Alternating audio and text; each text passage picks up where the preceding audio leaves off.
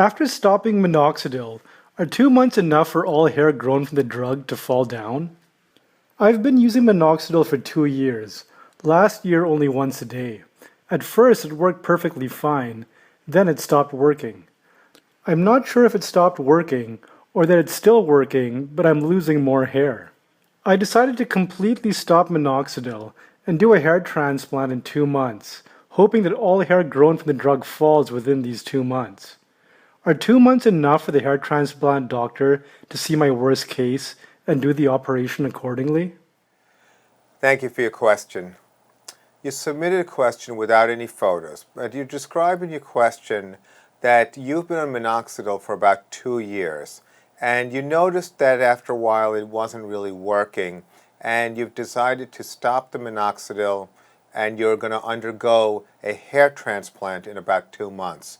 And you're asking if the stopping of the minoxidil will allow for enough of the hair that was preserved with the minoxidil to be gone so your hair transplant doctor can do a more accurate and effective hair transplant. Well, I can certainly share with you my thoughts on your situation, even though I don't have the details of your clinical history, your age, the onset of your hair loss, the degree of progression, and the amount of anticipated grafts, etc. However, I can give you a global understanding of how I approach this type of situation in our practice.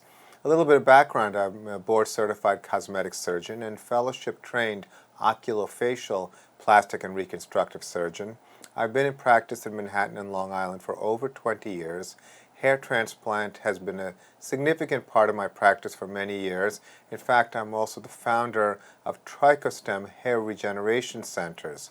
This is a system we've developed to help men and women with thinning hair actually manage their hair loss non-surgically using a system we developed that evolved from hair transplant. So I'll get into that a little bit later.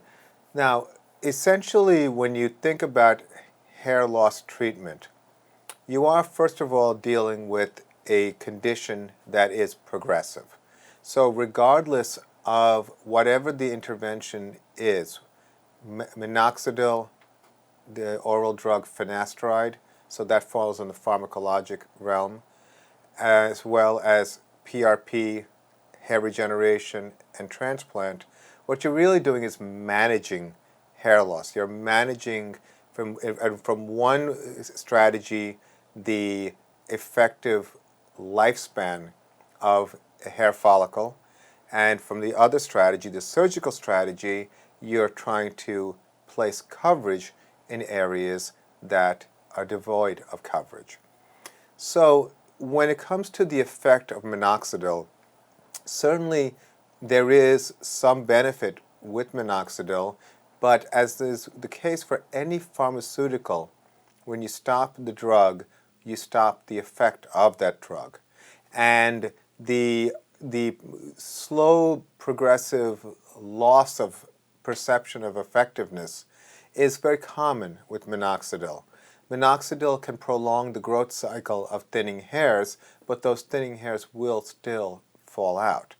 And my observations have been that a more effective benefit from a pharmaceutical would be the use of the drug finasteride, which for the right candidate can, by blocking DHT or dihydrotestosterone, result in a prolongation of the hair growth cycle and allow for a more sustainable, longer-lasting effect when compared to minoxidil. A lot of people are unfortunately very afraid of taking finasteride, although clinically speaking, in my experience, it's still a viable choice in the management of hair loss. We developed a system for hair loss that actually evolved from hair transplant, and this treatment is called hair regeneration. Hair regeneration was developed as a result of first using a material called extracellular matrix, which is a wound healing material that is based on stem cell technology. It's not placement of stem cells, but rather your body's a recruitment of its own adult stem cells to expedite wound healing. This was in combination with something called PRP, or platelet-rich plasma. This was derived from your own blood, and what we've developed over time is a combination that helps people with hair thinning. Now, why it developed from hair transplant was we wanted to help the hair grafts heal better and have better outcomes in terms of yield, as well as improve the healing of the donor area where the hair is harvested. I think it's very important to understand that anything that can prolong the lifespan of your existing hair and mitigate this progressive condition of hair loss is important regardless of what kind of hair transplant you do. People feel very good about getting hair transplants, and as surgeons we like doing the hair transplant, but the success of the long-term coverage of the transplant is dependent on the integration of existing hair with transplanted hair. And so what you want is to maximize the lifespan of existing hair.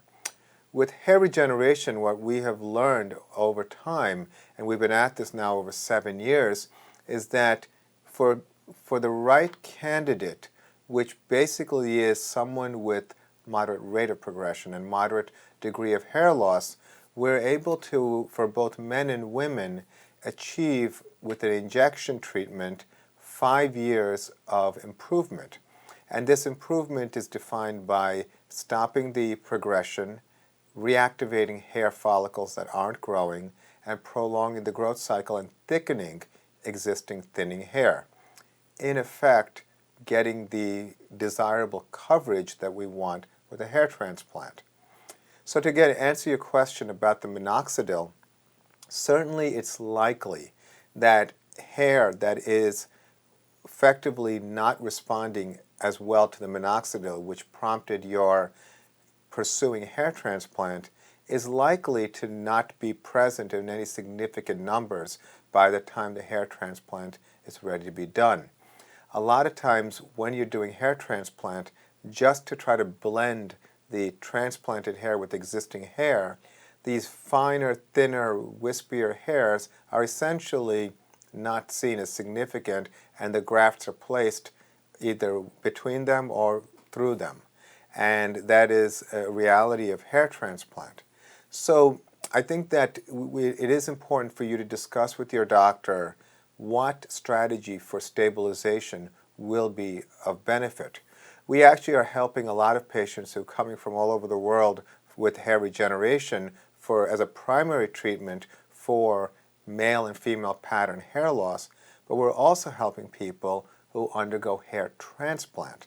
And the way this works is if a patient comes within the first month to 3 months after a transplant, we do this injection treatment, and we're able to actually expedite the healing of the transplant, expedite the regrowth of the transplant, as well as thicken existing hair so that the transplant and the existing hair blend very well and the coverage is improved. So there's a nice synergy there. So I think that certainly you can, we've addressed the question about minoxidil, but I think it's important for you to at least learn about ways to help stabilize for as much as possible. Again, we can't stop hair loss, but we can certainly slow it down and get coverage that can last as long as possible depending on your genetic situation. So I hope that was helpful. I wish you the best of luck, and thank you for your question.